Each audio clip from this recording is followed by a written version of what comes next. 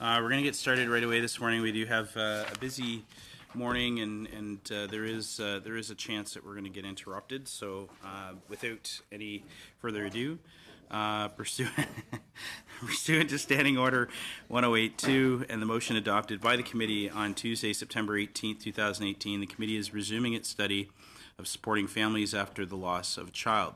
Today, the committee will be hearing from witnesses and deal with some of the committee business a little bit later. Just want to introduce all of the witnesses here today. Appearing as individuals, we have first off Susan Cadell, Professor, School of Social Work, Renison University College at the University of Waterloo. Welcome to you. Karima Joy, PhD candidate, Dalla Lana School of Public Health, Social and Behavioral Health Sciences, University of Toronto. Welcome. Mary Ellen McDonald, Associate Professor, Pediatric Palliative Care Research Program, McGill University. Welcome. Coming to us via video conference from Montreal. Is it Maura? Yes. Stevenson, psychologist, MAB Mackay Rehabilitation Center. You can hear me okay, obviously? Yes. Fantastic. And also appearing here in Ottawa from Fraser Health, Alexandra, is it Liu? Registered clinical counselor, reproductive mental health program at Royal Columbian Hospital. Thank you very much, all of you, for being here today. We're going to start with opening statements of 7 minutes each. And first up, we have Susan Cadell. You're up first. 7 minutes are yours. Thank you very much. First of all, I'd like to say that I am very grateful for the work of this committee, and that I'm honored to be here today to present some of my work.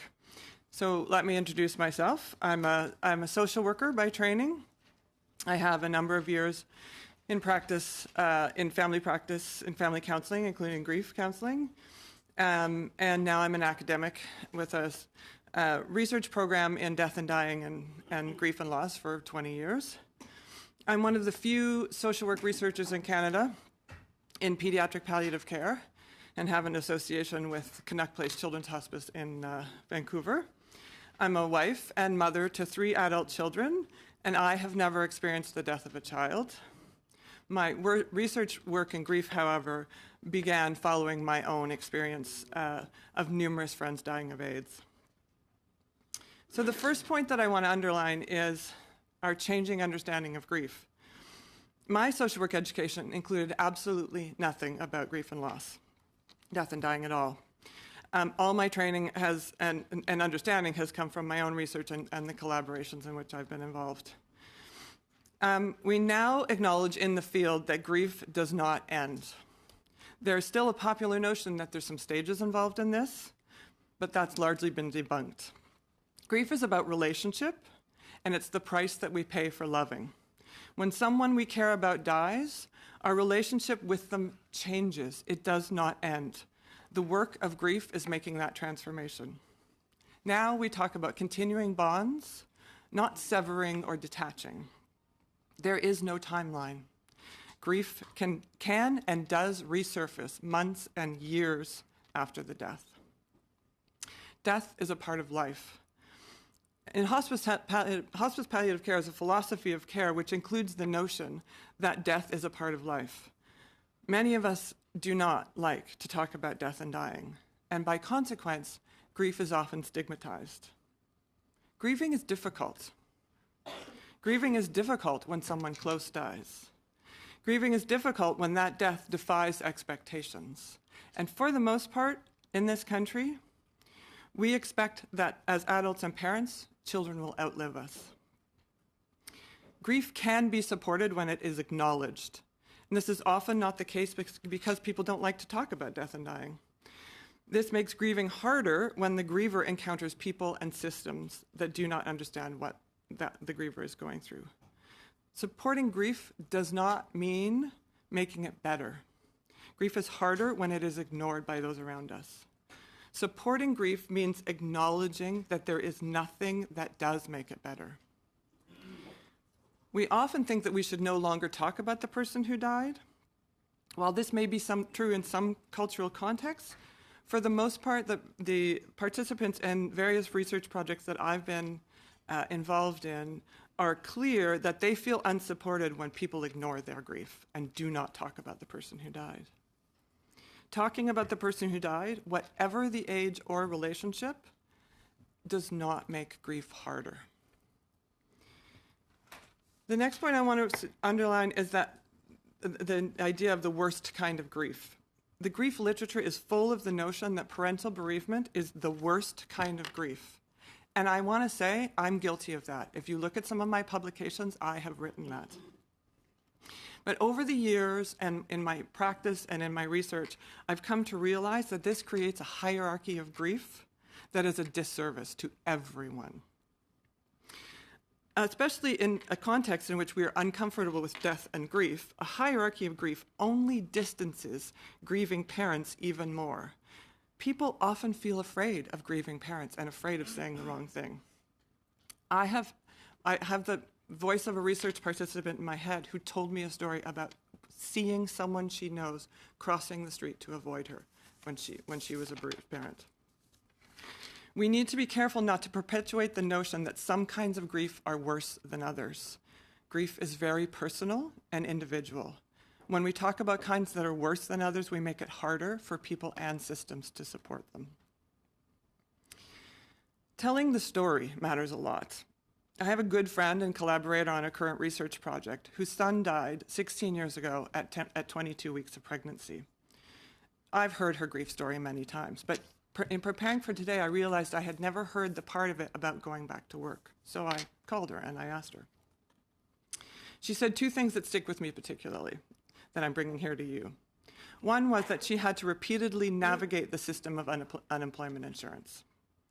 She had to tell her story over and over again to various people numerous times. She felt that they were all cold.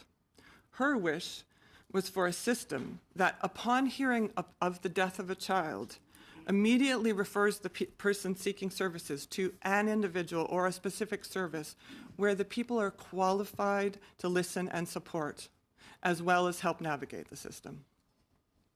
When people participate in research, they're choosing to tell their story. Our participants often feel validated in doing this. The choice of telling can be therapeutic when it is received in a supportive context. The need to repeatedly tell one story to a person or people is unnecessary and potentially cruel. The key here is choice. Grieving parents need to be given choices. Even when something needs to happen, they should be able to choose the timing of it.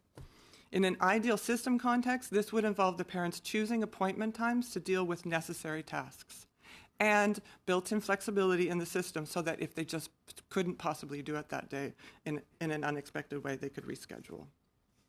The second point that my friend brought up to me is that even though she got her maternity leave sorted out, there was nothing for her partner. His only option was to request sick leave through his doctor. In grief, many people are left behind in our society. In the context of death of a child, infant, or pregnancy loss, husbands and partners are often forgotten. Fathers grieve too, and they need support. Siblings are also forgotten. There are often other children before or after, and sibling bereavement has lifelong consequences.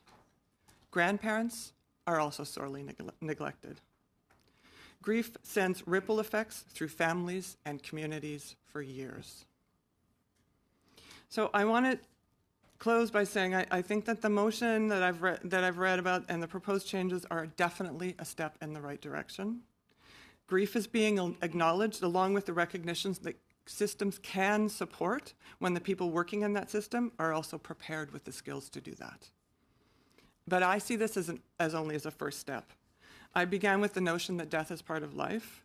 Bereavement in general needs to be better recognized and supported in our society. We need public education as well as skills development for those in the systems of government. I commend you on this first step, and I thank you for this opportunity to present to you. Thank you very much. Up next, we have Karima Joy.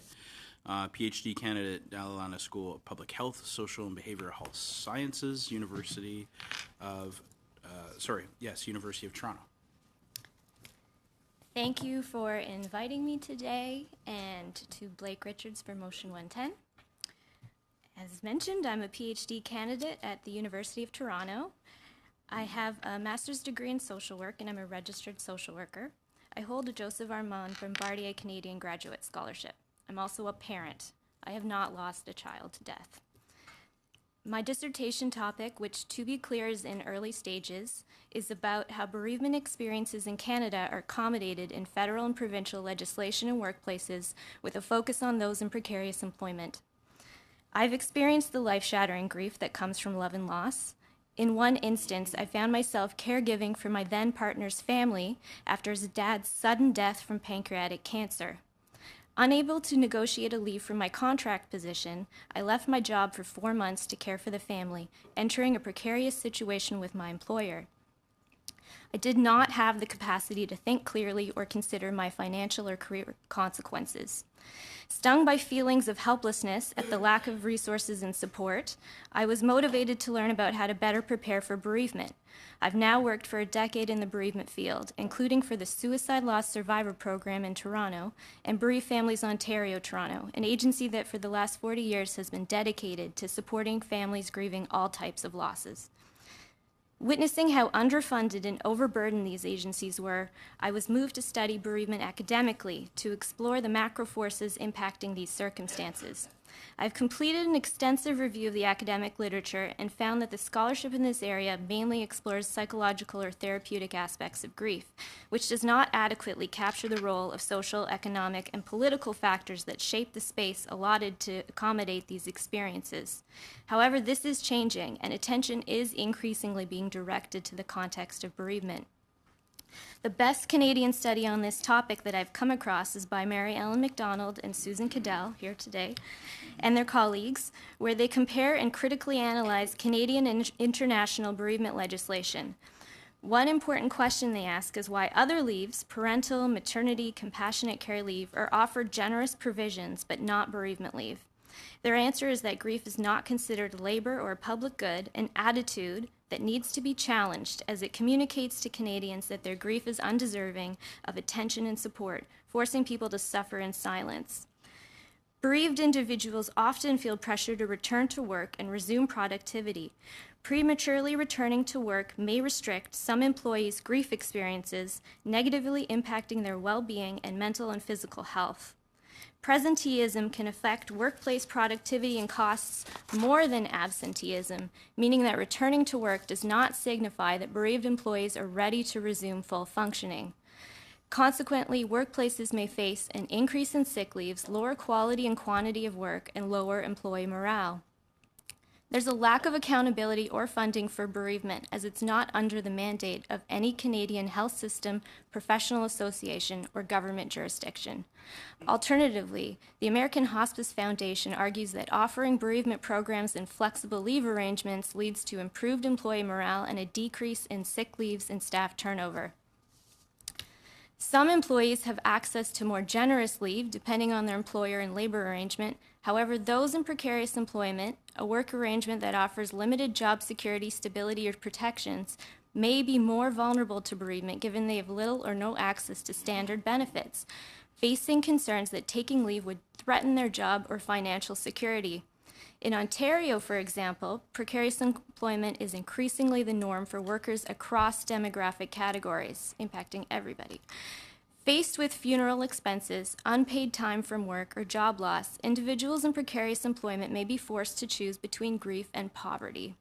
Therefore, I want to caution that if EI is the chosen mechanism for a bereavement benefit, there may be a significant and vulnerable group who will not qualify, putting them at risk for further marginalization.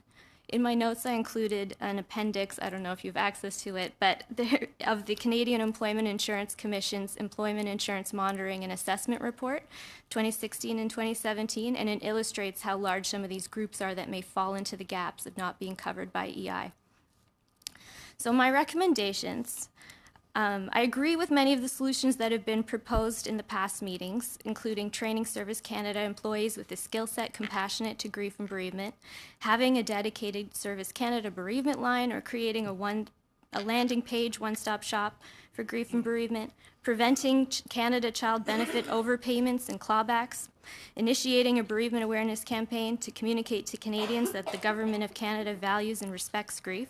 Also, you could consider introducing incentives for employers or workplaces to support bereavement, and examine other models and systems of support for parental bereavement, including the UK's new parental bereavement, or the Canada Benefit for Young Victims of Crime, or Ontario's Child Death Leave, just as other models to figure out how they're organizing their policies. So grief arises out of our humanity and capacity to love and attach to each other. No one should be marginalized or punished for that. We need to value our relationality and interdependence. All levels of government need to proactively take responsibility for bereavement so that we can move past death ambivalence towards respecting grief as one of our greatest expressions of humanity. Taking responsibility for bereavement accommodation can support Canadian families and workers as they adapt to death and transition back to work. Thank you. Thank you very much. And up next, we have Mary Ellen McDonald, Associate Professor, Pediatric Palliative Care Research Program at McGill University. Thank you. I would like to begin by thanking the committee for taking so seriously an issue that is simply not had a public place to be voiced. I come to this panel as an academic. I'm a medical anthropologist with 15 years experience researching sociocultural issues in death, dying, and bereavement. And as an anthropologist, I can contribute to these issues through a social and cultural lens and offer my reflections. I will start with a small point for consideration, and this has to do with the language of loss that is in the motion and also in the language that we use for talking about death. Euphemisms for difficult topics are common given our discomfort with difficult issues. However, a deceased person is not really lost. While they are no longer physically present, they remain present in their loved ones' lives in new, transformed ways, even after the death. And we've heard in prior testimony about the relationship that bereaved parents have with their deceased children. They strive to keep their children present through legacy projects, through scholarships, through saying the child's name out loud. One witness mentioned that this was how she continued to parent her deceased child. And I worry that the language of loss misrepresents these parenting efforts. My second point is also a concern about clarity. In the original version I received about this motion, the focus seemed to be on infant death. And listening to the testimony, it seems that this has shifted to child death more broadly, and I certainly support that broadening scope. My concern, however, is how discourses on grief, both in the academic and in the public realm, can produce what Professor Cadell has called a hierarchy of grief. And from my knowledge of the scientific literature, these hierarchies are much more political than they are supported by the science. We are compelled to be concerned about some kinds of death, such as infant death, in ways that other kinds of grief seem to not merit. So a hospice death of an elderly spouse or death by suicide. And I'm concerned that the motion may contribute unwittingly to reproducing such a hierarchy by focusing first on the death of an infant child compared to other children, including adult children, and second by focusing on parents as compared to other kinds of grievers, such as grandparents. And of course, parents whose infant child has died need more support than our context currently affords. However, so do all grieving parents, and indeed all grieving people. My concern is that such distinctions may actually do harm to the other grievers by excluding them and thereby reinforcing the isolation in which they are already living. If the concern is really to attend to the issues of grieving an infant child, then I wonder why we should consider infant death differently than other kinds of parental grief. While the death of an infant child will certainly produce unique experiences and sequelae, I'm not aware of definitive literature that suggests infant loss merits extra special treatment when compared to other kinds of grief. And in contrast, I think that the literature shows that age is a very complex variable when it comes to understanding grieving the death of a child. And we need to be careful about our assumptions. Older couples who experience the death of an adult child can be catastrophically impacted as well. If the concern is to attend to the issues of grief more generally, then I wonder why we would consider parental grief differently than other kinds of grief. The overall intent of the committee is to imagine ways to ensure that grieving parents do not suffer any undue financial and emotional hardships. I would put forth a plea that simply no grieving person should suffer such hardships. I am concerned that we might be creating new kinds of vulnerability by unwittingly reinforcing the idea that some kinds of grief do not matter as much. My third point has to do with normative social values. As Karima just mentioned, we did a review of bereavement accommodations and labor standards, first focused on Canada and then internationally. And a surprising homogeneity emerged in this review. Every document we analyzed categorically contradicted what the empirical research says about grief. The empirical literature pulls together a phenomenology of grief that describes it as individual, as isolating, as painful, as a process, as something that challenges and changes a person's identity and sense of self. It can manifest as a debilitating illness without a predictable presentation or course, with long-term sequelae and repercussions. The labor standards, in contrast, provide simple managerial responses to accommodate a worker who needs to go to or plan a funeral, usually 1 to 7 days with or without pay, depending on the jurisdiction. Grief is cast as a generic, time-limited process involving instrumental tasks that are resolved within a discrete time frame, planning and attending a funeral. The value of employee loyalty is also demonstrated in some programs through which an employee can access more generous leave based upon their years of service, not based upon the kind of death, as if you can actually earn the right to grieve.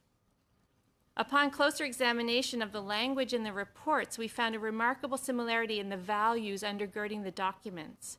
Birth, family life, caregiving, and religious practices are clearly celebrated through our policies, such as maternity and family leave, compassionate care benefits, and the allowance of time for funeral preparations. Workplace efficiency and economic salience were also primary concerns. What is entirely missing across all the documents was any compassionate attention to caring for those workers who experience any kind of death. And these findings were unfortunately not surprising. They corroborated our prior reflections on how society views and deals with grief. While we hear the phrase that we live in a death-denying society, it is actually our grief taboo that needs serious social attention. My final point has to do with responding to grief with sick leave. In our scan, we found that the only way to get extended leave is by drawing on sick leave policies, thereby turning grief into a medical category. We have heard similar comments in the evidence in these proceedings, and I have two concerns about this medicalization of grief. First, most physicians have very little training in any kind of grief support, and they seem to turn to pharmaceutical solutions quite quickly. Many bereaved parents with whom I have spoken are not comfortable with this approach and are seeking a kind of support that GPs simply do not have the training to offer. Second, and more fundamentally, treating grief as a sickness is perhaps exactly what we should not be doing. While of course some grief reactions need medical support, the research in public health suggests that the majority of grievers do not need specialized medical care. Instead, the literature suggests that efforts to normalize grief as a human experience will be much more successful in supporting the bereaved. Working to create a compassionate society that understands and supports grief will benefit all Canadians. Thank you. Thank you very much. Now, via video conference from Montreal, Maurice Stevenson, psychologist, MAB Mackay Rehabilitation Center. Welcome. Can you hear me okay? Yes, can you hear me okay? Excellent. 7 minutes, please. Okay. First, I also want to say that I was delighted to see this motion going through and that we're moving forward with providing better support for bereaved families. What I will be speaking to today will be based on my doctoral research that I did as part of a PhD in research and intervention in clinical psychology. I will also be speaking with my perspective as a psychologist and also as a bereaved sibling that was raised by two bereaved parents. In my doctoral research, I interviewed 21 parents. I also interviewed 7 healthcare professionals providing bereavement support services to those parents and to parents in general. I have given the information to the committee in my speaker notes on where to find the peer-reviewed article that contains the results of that research, and also my thesis, which puts the research into a broader context. I'll move on to my key points for today. I wholeheartedly agree with the comments made by the other witnesses. What I saw in the research that I did on the experiences of bereaved parents in the first year post-loss, and also parents reflecting back to that time, 1 to 5 years post-loss, was that grief does not follow a timeline. We can't expect parents to have intense grief right after the loss and then be fine afterwards.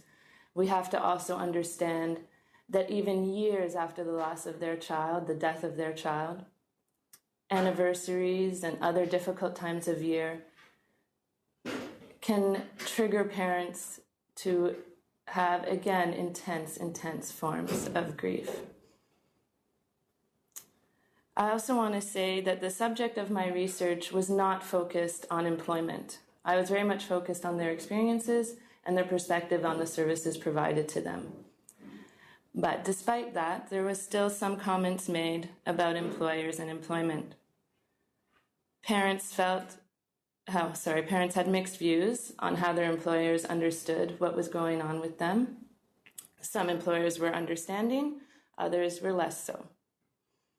Parents also spoke about returning to work. For some, it was a benefit. They wanted to keep busy. They wanted to get back to life. For others, it was too emotionally difficult, draining. And also they mentioned not feeling ready. Parents also mentioned, again, this intense emotions of grief returning around anniversaries and different times of year. The grief of the death of a child stays with parents for a lifetime. The intensity of the grief may change over time, but it can be reactivated for various reasons. I also looked at the support that bereaved families receive. Many parents do fare well with little support because they feel well supported by their social networks, by their family, by different things that they already have in place.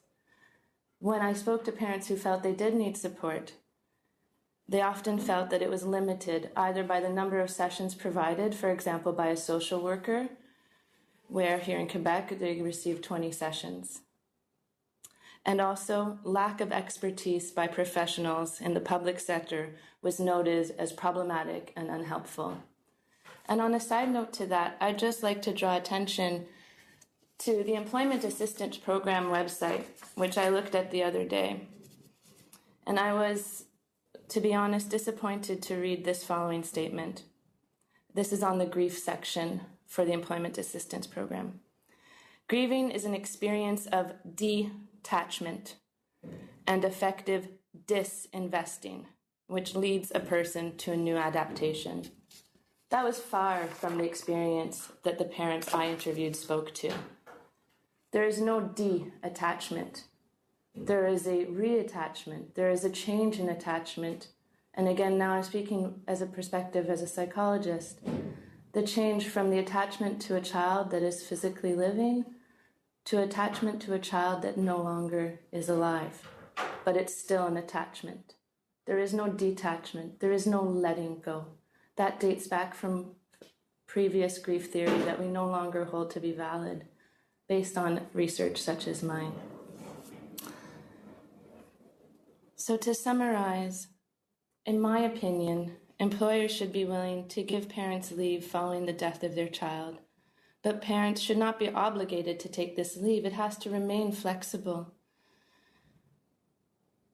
For example, a parent may return to work thinking it will be helpful and then become overwhelmed or experience an episode of depression.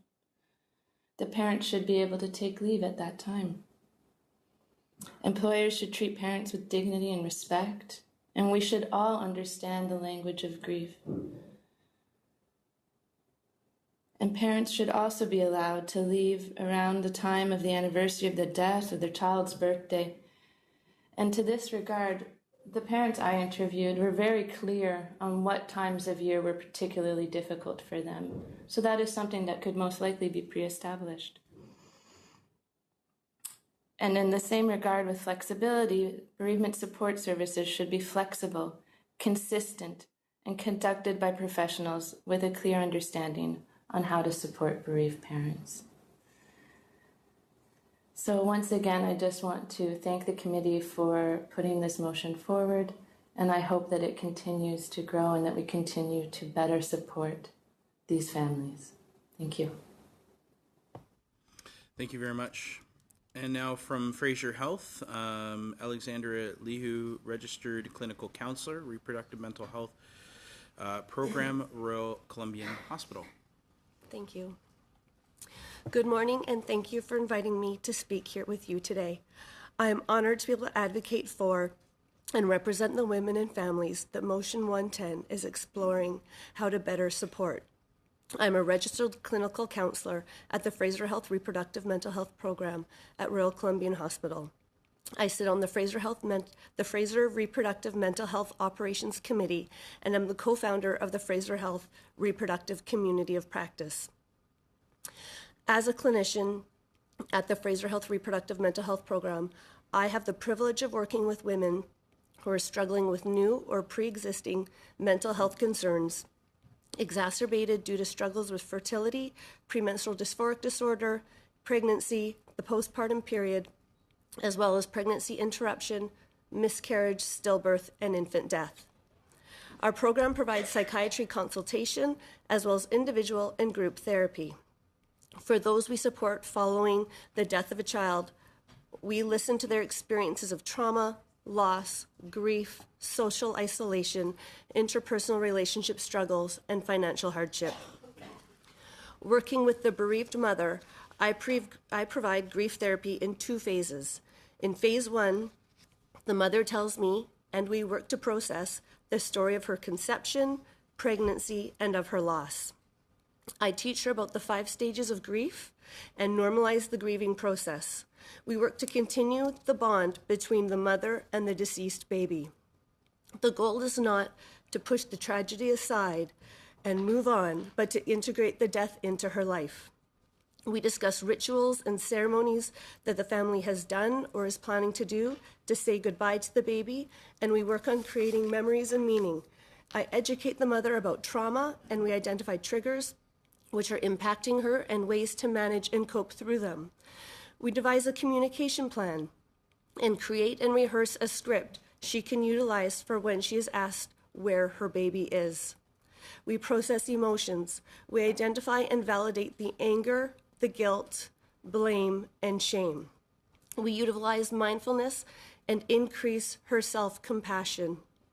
In phase 2, we work on reintegration. We work on strategies for the mother to start to face the previously identified triggers. We work on behavior activation for depression, and we work on identifying new and appropriate supports. We cultivate ways for the mother to carry her baby forward with her and learn how to parent the baby that has passed away, which is often through advocacy and supporting other grieving families. It is not sufficient nor realistic to believe a woman or her family can heal and move forward from the tragedy and trauma of their baby dying in a few short weeks and a few short therapy sessions. I often hear from patients when they first arrive at our program that they had no idea our subspecialty existed until they were referred for our services.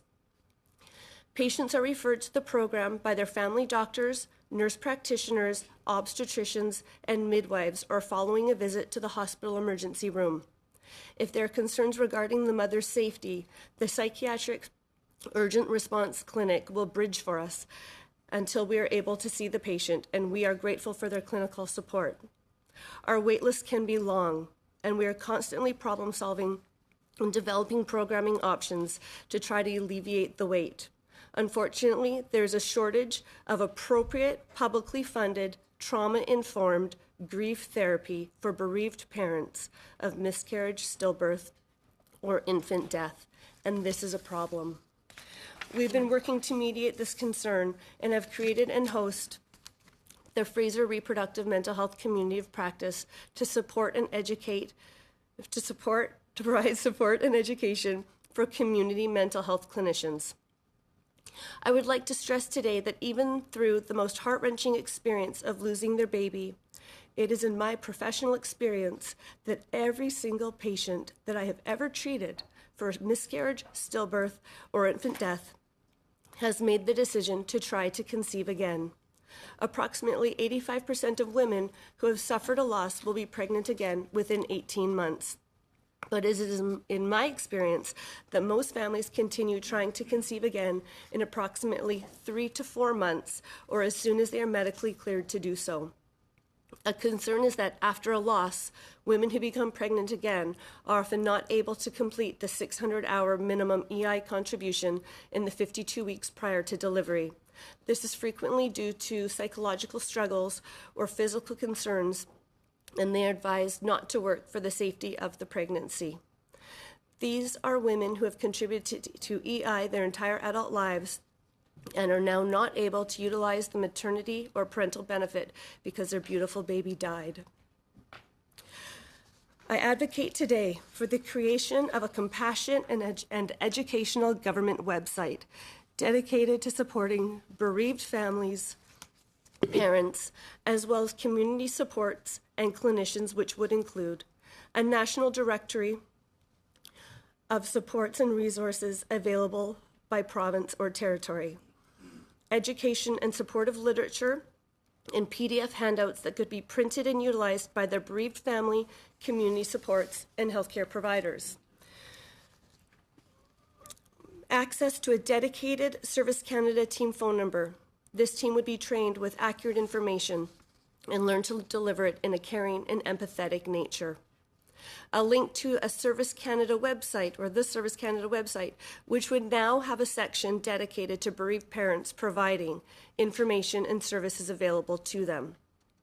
And possibly even a secure area for parents to report the loss online, request the stop of parental benefits, and start a bereavement benefit, or to check and manage the status of their report from home. I advocate for a flexible bereavement benefit that can be accessed throughout the year following the loss for both parents. I recommend 15 to 20 weeks total time for each parent at a minimum. In regards to returning to work, a flexible and gradual entry schedule would be helpful.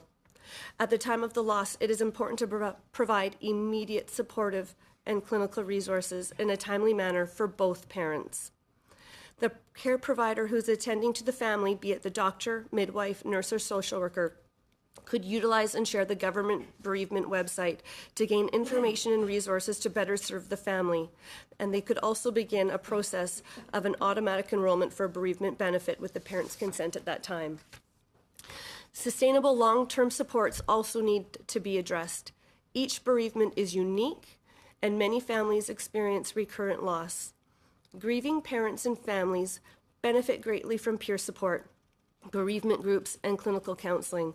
Our local NGOs are doing such important and invaluable work through peer support and educating families in the effort to reduce isolation and stigma.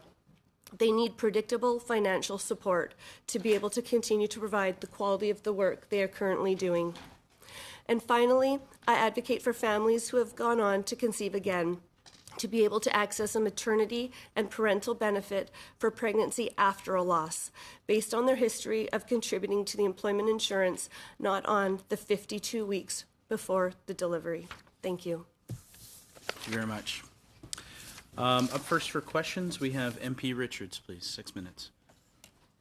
Thank you, Mr. Chair, and I really appreciate the testimony and you all being here and your expertise that you're sharing with us today. I am going to apologize to all of you in advance. I do have to do something that'll take a little time away from the questioning today, but it's important that I do so. And I would have waited till later in the meeting, but we're under the belief that there may be a motion being moved in the House of Commons this morning that might take us away for a vote. So I apologize in advance for that interruption. But I do have to move a motion this morning, and I just want to make it clear when I move this motion, there may be attempts made by a Liberal member to make it move in camera, or we may have it later be debated in camera, which means it won't be public, and any decision that would be made about this motion would not be public. But I'll make it very clear right now that if any decision other than to do as this motion indicates is to come out, it will be because the Liberal government is trying to shut down the opportunity for this to proceed and do so in a timely fashion to be able to make sure that something can be done about the recommendations that this committee would make prior to an election. So that's why I wanted to make that clear in case that effort is made. But I'd like to move the following motion.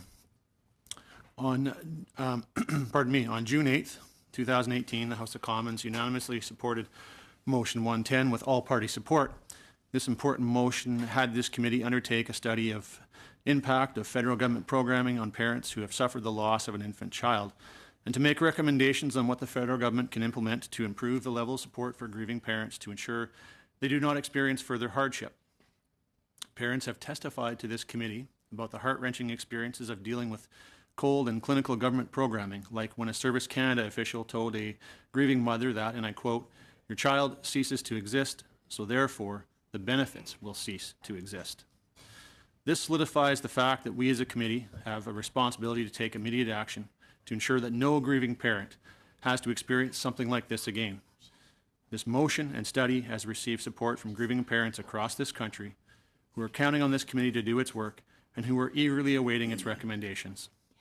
Motion 110 clearly set out that the committee report its findings and recommendations to the House within 6 months of the adoption of the motion, which would mean by December 8th of 2018. Parents expect it to be tabled before the House rises for the winter recess.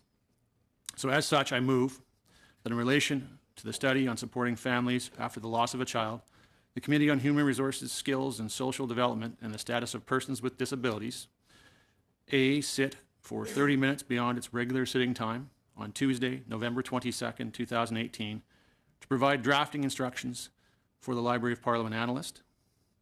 B, consider and adopt the draft report during its regularly scheduled meetings on Tuesday, December 4th, 2018, and if necessary, on Thursday, December 6th, 2018. And C, to table the finalized report no later than December 12th, 2018, prior to the rising of the House of Commons for winter recess, or if there is not an opportunity to table the report prior to the rising of the House of Commons for the winter recess, the report be tabled on the first opportunity by the back door.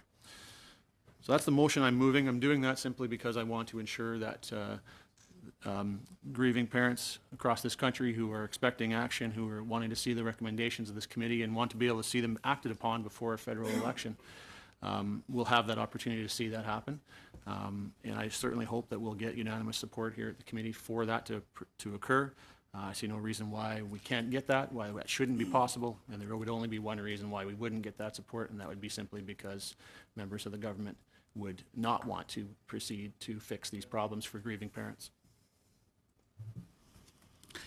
Thank you, Mr. Richards. I know, Wayne, you want to speak. Just beforehand, I don't believe that last statement was very appropriate, but aside from that.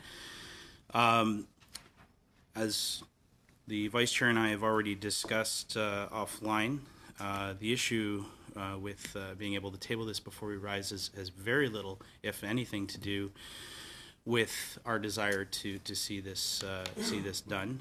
I know John is very aware that this is an issue of being able to draft a report in a timely fashion, but also in a way that does justice to this study. We have asked for advice from the analysts to give us a sense of how long this could possibly take, and unfortunately, it would take us beyond the time in which we would be sitting. Wayne. Chair, can we suspend for just a couple minutes, please? We can. I will advise everybody that we are going to be running out of time very, very quickly this morning. But if we need a moment to recess, we can do that. Before, Mr. Chair, before we do that, if I can just quickly, I just want to just comment briefly on the comments that you've just made. the idea that somehow there isn't time to deal with this motion, I don't believe that is an accurate statement.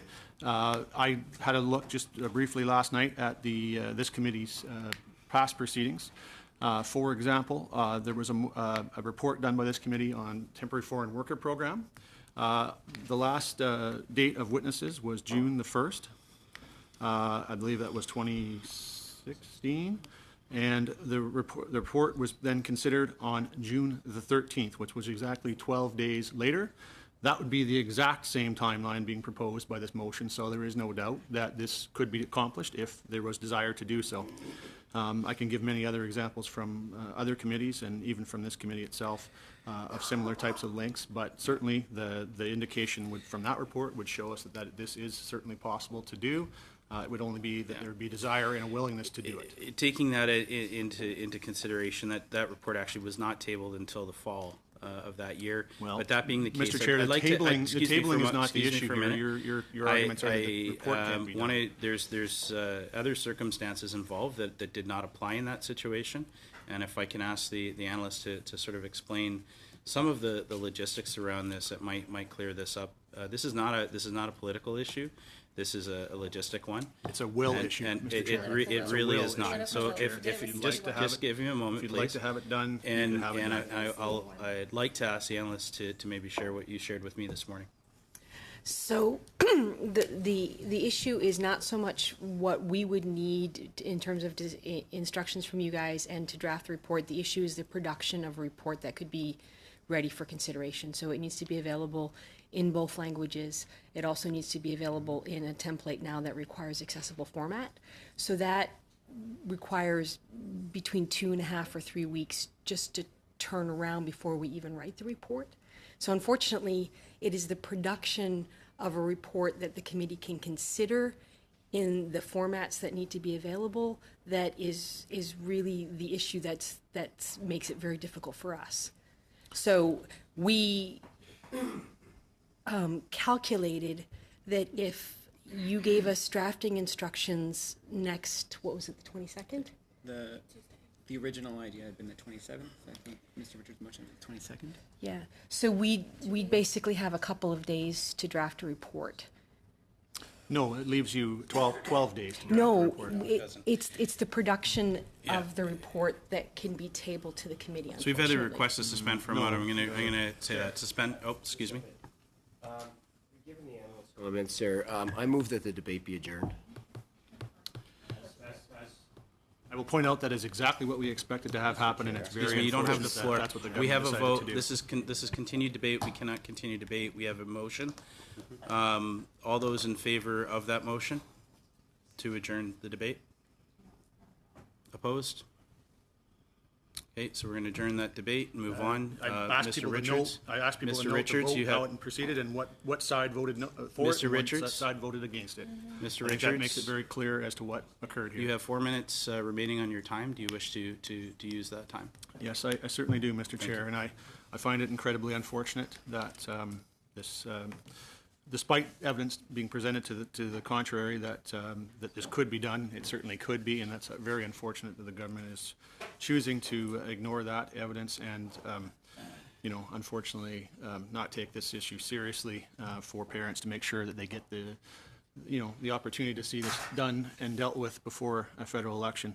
I certainly hope people will remember that and put the pressure on this government to move in a much faster timeline. Having said that, I wanted to move now to some questioning, and I do apologize for the interruption in what was, but that was obviously a very important thing because we have to ensure that this gets dealt with. And if the committee report is not dealt with before Christmas, we may lose the opportunity for it to get dealt with before a federal election, unfortunately. And I would find that incredibly unfortunate for this to be simply a report that gathers dust on a shelf, and so that's why that was important that we do that.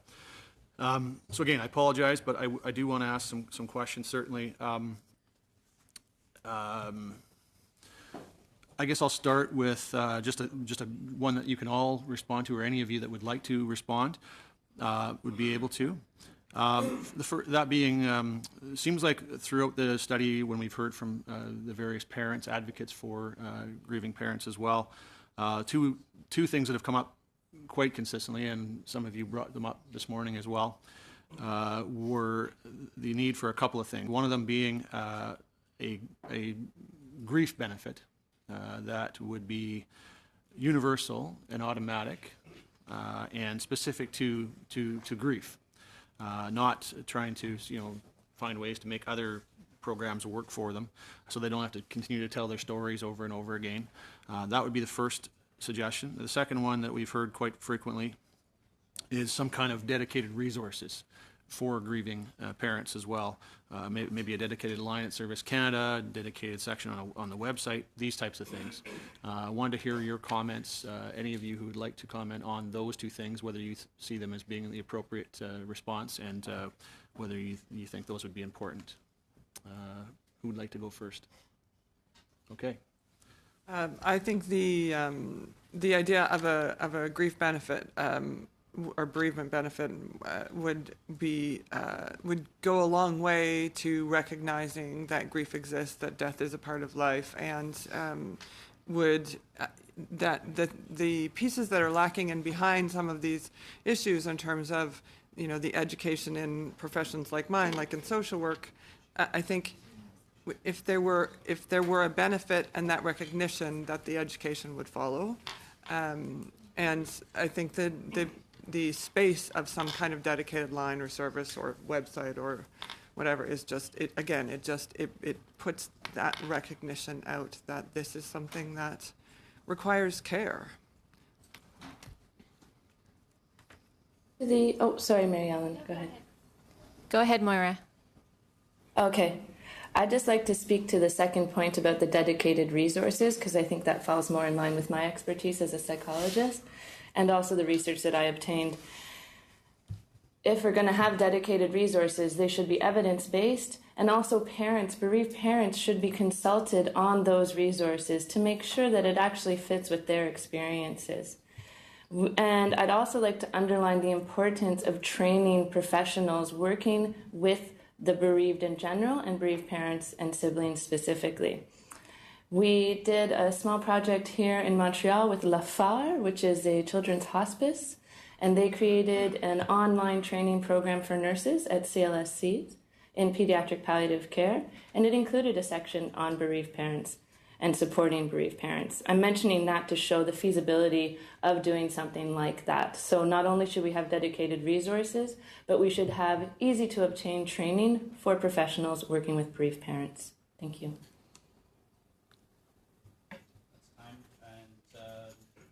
Mr. Long, please. Thank you, and I apologize. Thank you, Mr. Chair, and thank you to the committee for testifying this morning. I'm sorry you had to witness that. I mean, I think we've been making great bipartisan progress on this study, and I'm new to politics, but I apologize. Sometimes politics and political stunts get in the way of us trying to do the right thing. So, my first question will be for Dr. Stevenson. Do you, Dr. Stevenson, have any suggestions as to how we as a government can craft a definition of grief that encompasses the individualized experience of Canadians with grief, does not medicalize it, and does not inadvertently create a hierarchy of types of grief? Thank you. You might be on mute. Can you hear me? You can now. Oh, you can now. Okay, sorry. Let me get back to what I was saying. Yes, for a definition of grief, I think there's many things to consider. I think one of the main things to consider is that grief is a process, and most often a lifelong process. I think also that this process includes changes in meaning making and understanding of the world, and the bonds that those parents or that the bereaved have with the people that they've lost. So if I was to write a definition on grief that would be most valid to the research that we now have, those would be the two things that I would include. Three, actually: the process, the making sense, the meaning making, and the continuing bonds with the deceased. Thank you. Thank you. Do any of our other witnesses want to chime in on that one? Sure. None of us, the three of us, are all guests or members of an incredible resource that none of us mentioned, which is the International Work Group on Death, Dying, and Bereavement, of which there are many proud Canadian members. And our most recent meeting was in June this past year. I was one of the co-hosts. It was in London, Ontario at King's University College. And it is an international group of experts in the field, and they would jump at the challenge, especially the Canadian ones, to help craft a The group's definition. comprised of different countries? Is it an international? It's different countries. There are many Canadian members. There are members from many different disciplines. There's psychologists and social workers and physicians and nurses and bereavement counselors, and there's funeral directors. There's people who work in the area as well as research in the area. We cross all aspects of death, dying, and bereavement. Is it based in Canada? Sorry. No, it's not. It's an international organization. Okay. And the past president is based in Canada. Okay. But so our last meeting was in Canada, but the meetings move around. Our next one is in Zimbabwe. Wow. So just none of us, we three met, well, Mary Ellen and I knew each other, but we met Karima at the last meeting, and none of us mentioned it. It just seemed a great lack at this point. Okay, thank you. Ms. McDonald, thanks for your testimony. How can we provide universal, flexible, and individualized supports for those experiencing grief without medicalizing grief or inadvertently creating a hierarchy of types of grief? That's a great question, and I think a really fabulous example historically is looking what happened with maternity benefits. Okay. You know, pregnancy has kind of swung from something that happened with midwives to something that happened in hospital to something that's happening with midwives. Right. It was very hyper-medicalized at one point, but now we don't think of maternity benefits as a medicalizing kind of benefit. Okay. It's a right for mothers and fathers. So I think that would be the best kind of historic example to think of how we should be thinking about grief as just part of life, and it's just part of something that happens to people and they need support for it. Thank you. Ms. Joy and Ms. Cadell, I want to talk to you just about EI benefits and flexibility of benefits and how you see, as a government, we can maybe make benefits more flexible with respect to, you know, maybe somebody going back to work and maybe needing time. I mentioned to the panel before, you know, a different example, but when my dad passed away, it really hit me 6 months after the fact. That's when I had the most difficult time, not immediately. Also, I just want to throw in that we've certainly learned in the study that it seems like the workplace, even though some people need to go back to work, but the workplace seems to be at times the most insensitive place for people going back. Can you just give us your comments on how, if you could wave a magic wand, how you would change that EI system and provide more support? Maybe Ms. Joy, you could start. I see the benefits of going through EI, but again, my caution is for people who aren't eligible. Okay. Because and just further marginalizing people who would then have to potentially choose between their grief and poverty. Because a lot of the people in my generation are contract and they aren't eligible for EI. So that's something that I would caution about. So in my dream world, we would find a way to have some kind of benefit for those who don't qualify as well. And then what was the second part? It was About just the workplace. Yeah. The workplace. Yeah. Yeah, and just facilitating the transition back to work with flexibility. Okay. I think that's been brought up before, but yes, I support that. Thank you. Quickly, Ms. Cadell. Well, since you've given me a magic wand, I would do a lot of public education, which includes workplaces, so that everybody would have more knowledge about both death literacy and grief literacy, and that there would be an element of choice, so that if I love my workplace and I do find it supportive, I can go back. Maybe I can go back in a graduated fashion, but I can also take time when I need it, when it hits me months later or years later. I've had people in support groups who come 4 years after the death for the first time, who seek support for the first time. So the timeline is so variable. So that kind of flexibility I would build into my magic system. Thank you very much. Thank you for your. Thank you. Madam Sanssouci, please. Merci, Monsieur le Président. Thank you, Mr. Chair, and I'd like to thank all of the witnesses for your contributions are essential to our committee. And with all due respect for my colleague's motion, I too would like to table a motion which does not pertain to M110, but which is related to all of the work we do. My motion is as follows: that Mrs. Chambers, Executive Director of the Elizabeth Fry Association of Vancouver, appear before the Standing Committee on Human Resources, Skills and Social Development and the Status of Persons with Disability on the current eligibility rules and regional variations in service delivery, which result in some of Canada's most vulnerable and poorest children being further materially deprived and marginalized. I hope very sincerely that the debate on this motion will not conclude the same way as the previous motion did. I would be willing to share my time with Mrs. Bates, who was here as well, and we could judge whether or not we could spend 15 minutes, 30 minutes on this motion. I know we have a heavy workload, but I feel that it would be very important to hear what Ms. Bates has to say for a lot of the work that our committee does do. Thank you. Mr. Rumi, please. I'd like to thank our colleague for putting through a motion. However, we do have witnesses here. We have very limited time, so I move that we adjourn the debate and address our witnesses. All those in favor of adjourning the debate? Opposed? Carries. You have 5 minutes and 28 seconds left, Madam Sanssouci, if you choose to use it. Merci, c'est vraiment dommage.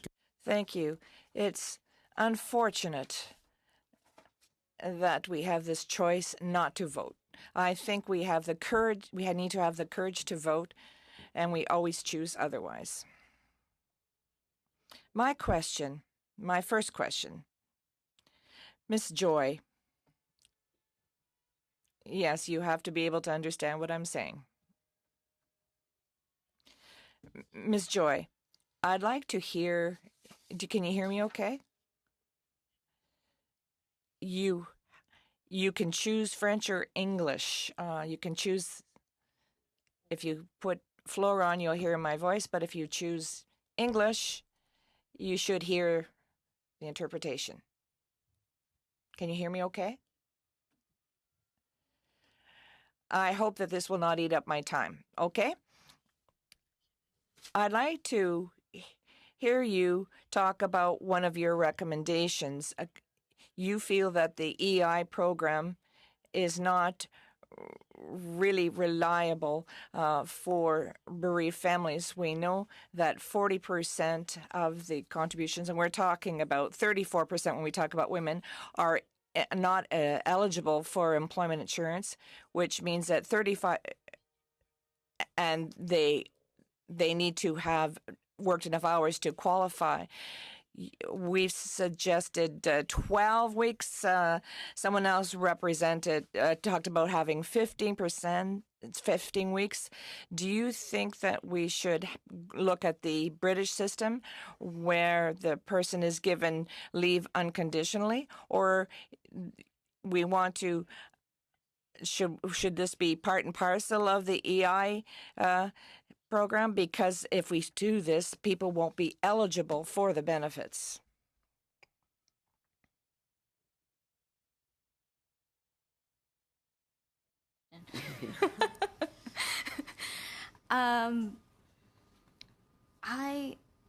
So from what I'm understanding of the question,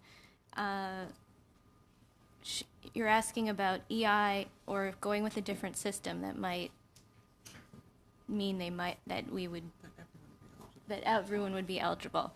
I prefer that everyone being eligible, but I understand that the money is already in place with EI. So that's the thing that I don't know how to answer that fully. But I just wish more people would have accessibility to the support that they need.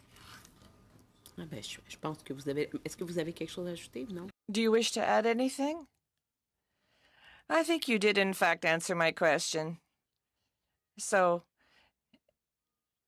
we will be able to make such a recommendation to put the money aside so that there is unconditional, absolute access for everyone. I hope that that will be part of our recommendations. My next question is for Ms. Stevenson.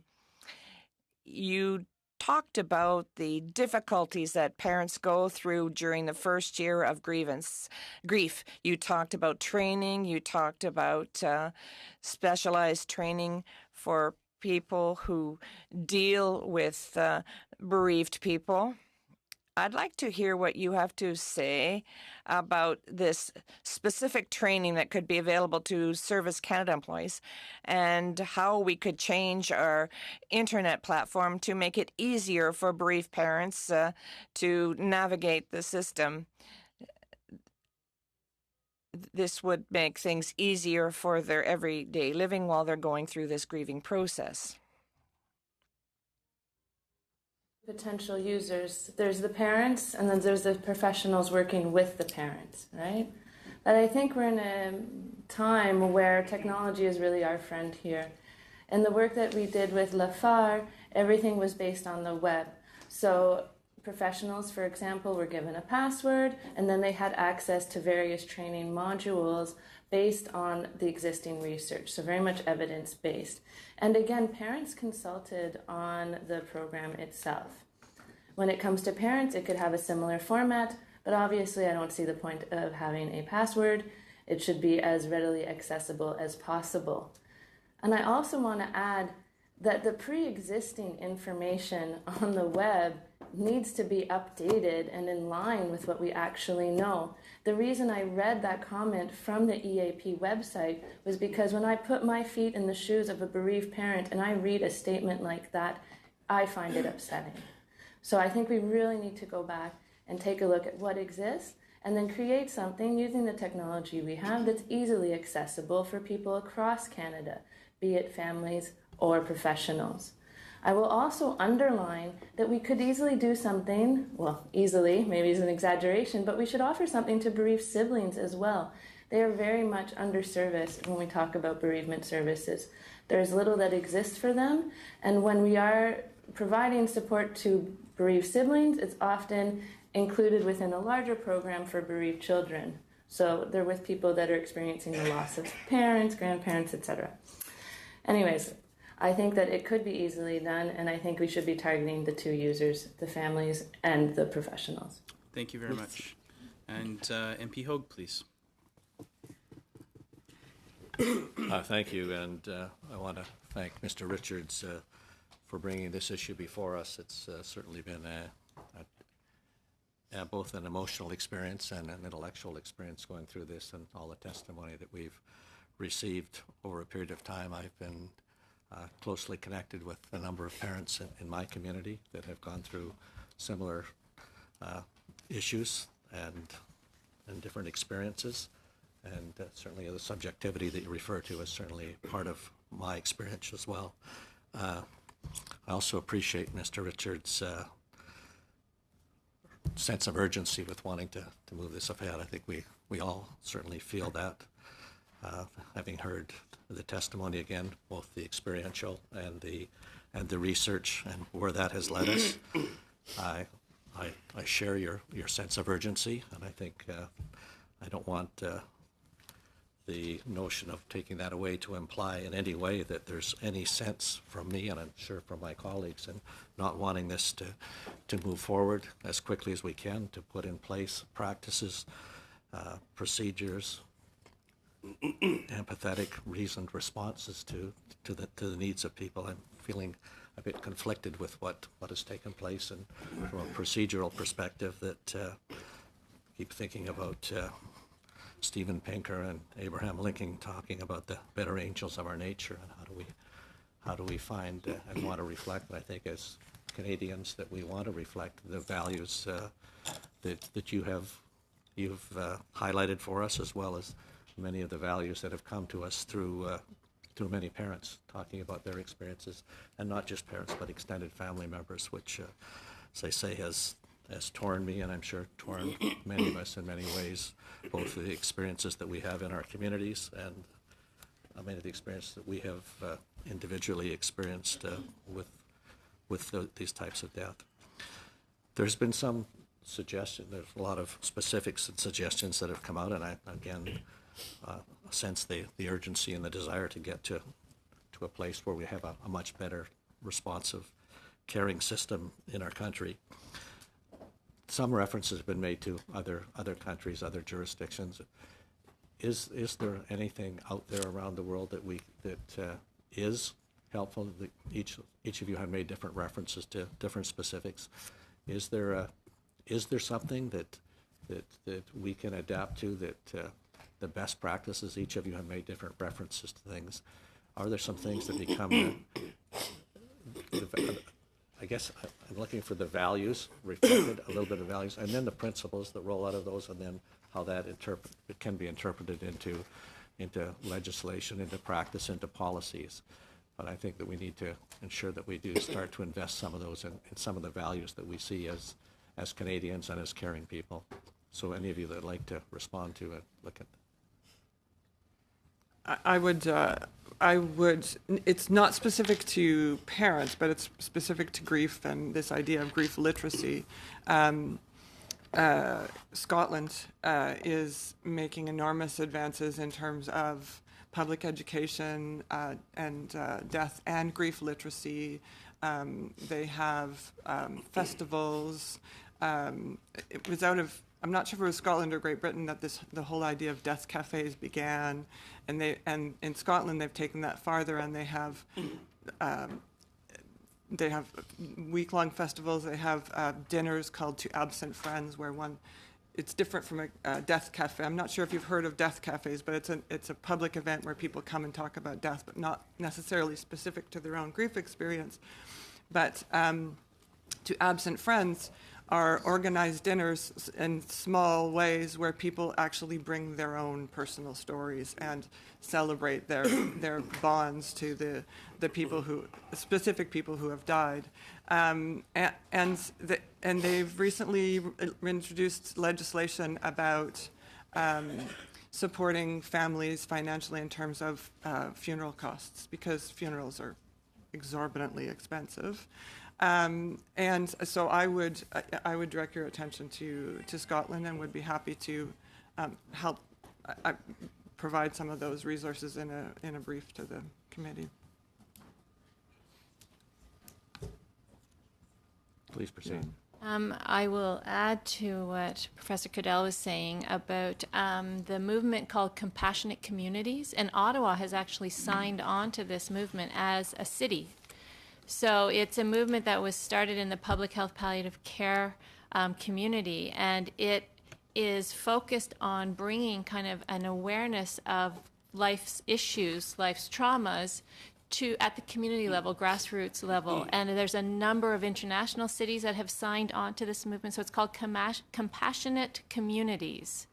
And there's actually a charter that as a city or a community, you can follow the charter and sign on and try to kind of create more grassroots compassion at your library, at your local cinema, at your local bookstore, to bring this idea of grief literacy to kind of the grassroots community members. So that would be another really lovely, and Ottawa has signed on to this charter, so that might be a great place to start.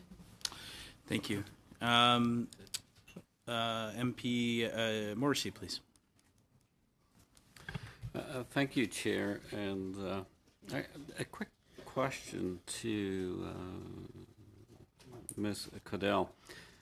You referenced public education, and we hear that a lot. My question would be simply, where and when? Where do you begin to see the public education piece beginning? Is it an academic? Is it a school? Is it young? Is it all? Who? Could you just briefly, because I have a few other questions I want to go back. Absolutely. What pops into my head is bus shelters and buses. That we need to be talking about this at all ages, and I think buses and public transportation are places where and of course social media, but that those two follow one another. We start a conversation, because when people are talking about death and dying, we benefit from that as a society. Okay. Listening to the testimony, and I'm going to follow up on my colleague, MP Hogue, it's been pretty consistent, the testimony given. It's compelling. It reaches out to most people. I've lost several siblings through similar death. So everybody wants to do something. And it's good that the motion was brought forward and that there is discussion taking place. And so when I look back at the notes, President, I've developed into there's about 3 themes that have come out in this so far. One, financial distress at a really vulnerable time. Insensitive structure to navigate for the people that are impacted. And that each case from the bereaved person is unique and different. So having those 3 in place,